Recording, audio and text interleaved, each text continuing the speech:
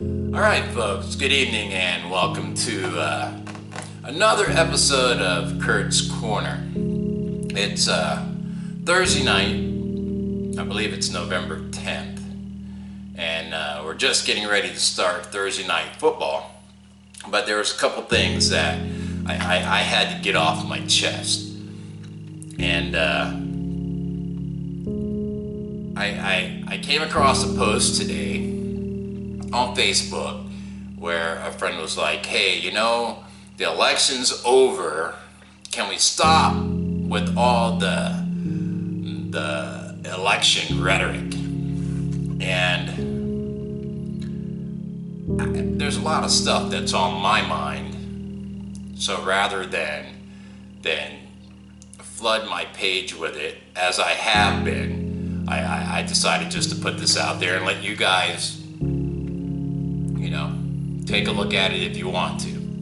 But President-elect Trump, I said 3 months ago in one of my videos that I thought that he was conning America, and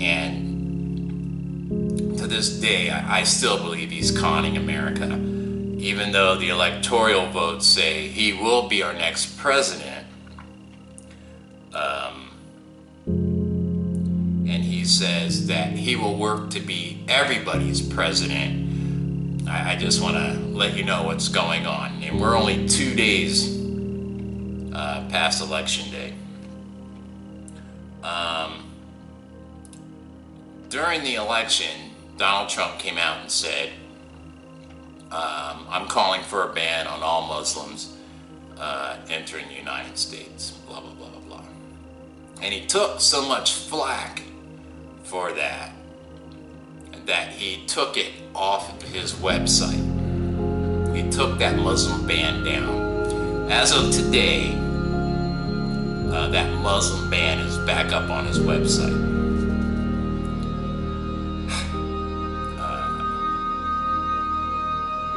Let's talk about people he's looking to work for him now. Chris Kobach, Kansas City Secretary of State. This guy is an anti-immigrant zealot, and he's a favorite of far-right nativists. And he's also behind an immigration law in Arizona called SB 1070. And if you're not familiar with that, let me tell you what that is. That gives the police in the state of Arizona the right to pull you over and ask for paperwork proving that you are a United States citizen. The police have that right legally in Arizona, and Donald Trump wants this guy to be part of his administration. If that sounds to you like he wants to be the president for everybody, then I guess you're voting for the right person.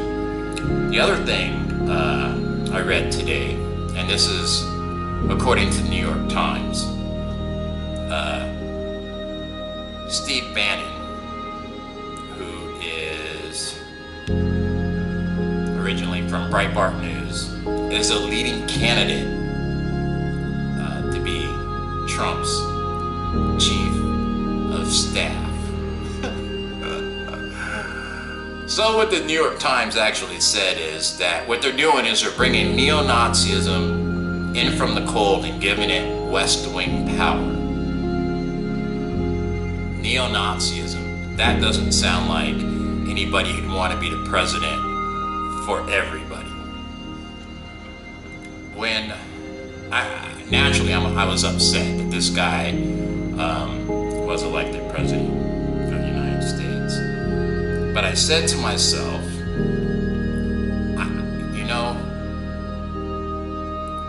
this can't last forever. I'm going to give this guy an opportunity to prove me wrong. I hope to God, is what I said, that Trump can be a president for everybody. I hope to God that he proves me wrong. And after day 2, he's back to what got him his base to begin with.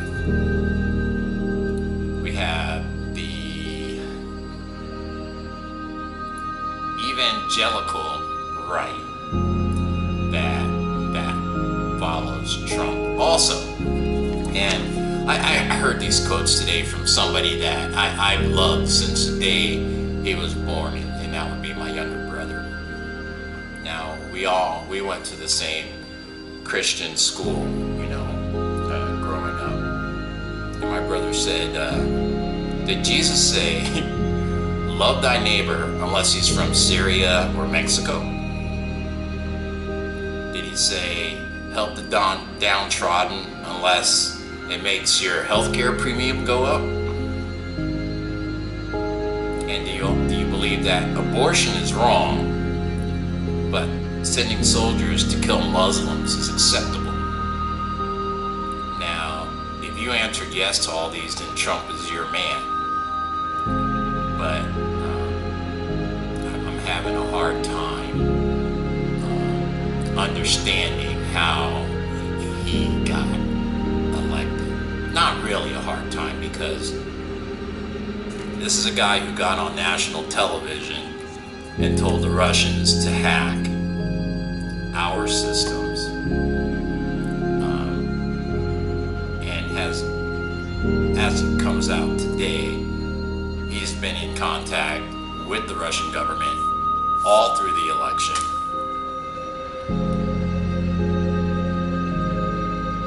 And the United States elected this guy president. So he's in contact with Russia. There was a rumor earlier, not a rumor, a fact that he broke the embargo by trying to do business in Cuba, which he wasn't supposed to, and he still elected him president. He bragged on national television about grabbing women by their private parts, and then when women came forward, he called them all liars. So what he wants us to do is believe that Bill Clinton did horrible things to women, but he doesn't want us to believe that what these women said he did and he admitted to doing, we're not supposed to believe that. I believe that the United States is a strong, very strong country. I love the United States, but I cannot believe that we as Americans were allowed to be fleeced by a smooth-talking, supposedly billionaire.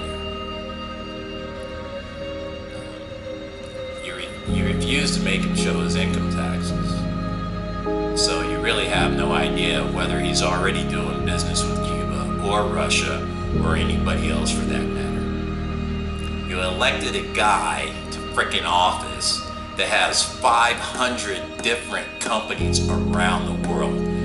What makes you think that he's not going to make policy in order for him to make money with those companies overseas, his trade policies? You believe that he's going to make jobs for you, but he still has factories in 12 different countries doing business elsewhere. You believe he's going to bring back your jobs when most of the jobs are gone due to the fact that they became automated.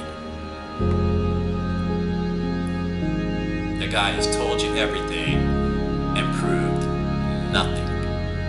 Not one iota of truth to anything he says. Okay, I'm gonna repeal and replace Obamacare. What are you gonna replace it with? I can make lots and lots of jobs. How are you gonna do that? I'm gonna cut your taxes. Right. People, wake up. Wake up. This is your country. Wake up. Smell the coffee. Do I think Hillary was perfect? Not by any stretch of the imagination. Do you think I thought she could do this job? You bet your ass I did. President of the United States with no experience. The best meme I saw the other day is, I better not see another freaking application on this planet that tells me I need experience to get a job there. So I'm just giving you a little bit of insight into what he's bringing in to his administration. And so far, in just 2 days, what he's bringing into this administration is going to work for some people. It's not going to work for all the people. So for those of you that decided to stay home because you didn't really care, or you didn't think your vote meant anything, whatever bad comes to you, I almost hate to say it, you're going to get what you deserve. You should have voted one way or the other. This is the United States of America. I'd like to keep it the United States of America, but I'd like to do that without being afraid to walk out of my house. So I'll keep you abreast of what's going on as far as the president-elect.